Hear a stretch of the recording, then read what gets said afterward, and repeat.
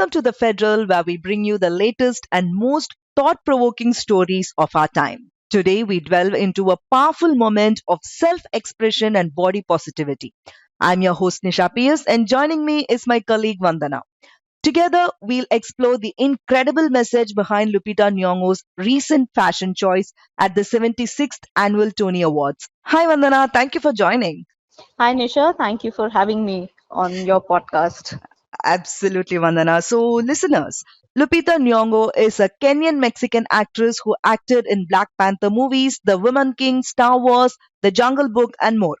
The 76th Tony Awards happened in New York recently, and Lupita wore an unexpected and daring outfit. It was a silver breastplate cast from a mold of her own body. There are pictures and videos on her Instagram page. This bold fashion statement has sparked a powerful conversation about body image, beauty standards, and empowerment. As soon as I saw this online, I was actually smiling. It was a reflex. Media and general public, even for that matter, have always romanticized or fictionalized breasts and their anatomy. They are supposed to be perky and full to even pass off as breasts. So seeing Lupita's bold statement made me smile, and I sent a link along to Vandana, and we decided to do a podcast on this. So, Vandana, what was the first thing that came to your mind the moment you saw Lupita's post? So Nisha, the first thing was that I had a similar reaction. I also smiled as I saw the photos and I read the story. And the most striking thing about this whole thing is that the most obvious things that we see sometimes can shock us out of our slumber. So it is so obvious that women have these kind of breasts too. But for Lupita to say that, okay, this is how my breasts look, it's just a statement to wake us up from the slumber in which we are, in which we see breasts as only, as you said, as perky, as full, and tight, and that is why I think that this particular image uh, is saying the most obvious thing.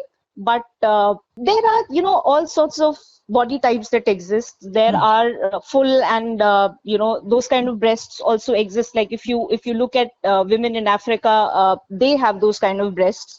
True. But also we do not celebrate them because we this is how colonization has also sort of impacted how we perceive body types.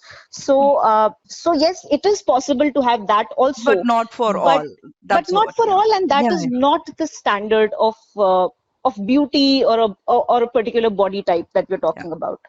True. And also, we live in a society that constantly bombards us with images of airbrushed perfection. Even whenever we open Yeah, Facebook or Instagram, yeah, it creates an unrealistic standard and yeah. poisoning of young minds, actually. Self hatred when it comes to one's own body starts at a very young age in girls compared to boys. We even see even developing girls go for padded lingerie so that their breasts are at an, quote unquote acceptable size. So, in your opinion, how can we start actually talking about the natural variations which we just, were talking about in women's bodies and the challenges and the taboos associated with them?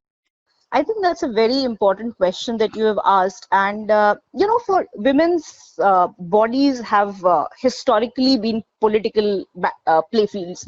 Even if you look at breasts, they have had a politics of their own. So there's this very famous incident that dates back to the 19th century in the erstwhile Travancore, where there was this Izawa woman, and women at that time from the lower castes were not allowed to cover their breasts. And if they Yeah. wanted to cover their breasts, they had to pay a Pay a certain tax. tax. Yeah. So this lady, as a form of revolt, she chopped off her breasts and she gave it to the person who was collecting the taxes, and she died of bleeding, and that's how the tax was done away with. Yeah. And but that applies to all body parts that women have. But why so more for breasts is because they're the most visible aspect of women's anatomy. When we're talking about body types and why people are ashamed of their body types, I think we cannot rule out the role that marketing has played in it.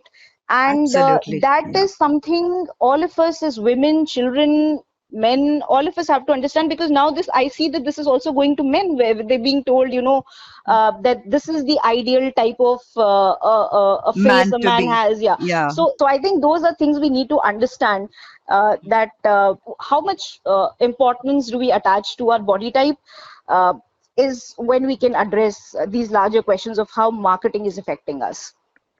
Yeah, that's absolutely true, Vandana. Actually, we hope that Lupita's bold statement inspires others to break free from the chains of body shaming and embrace their bodies with love and acceptance. And this actually brings us to the end of this empowering discussion.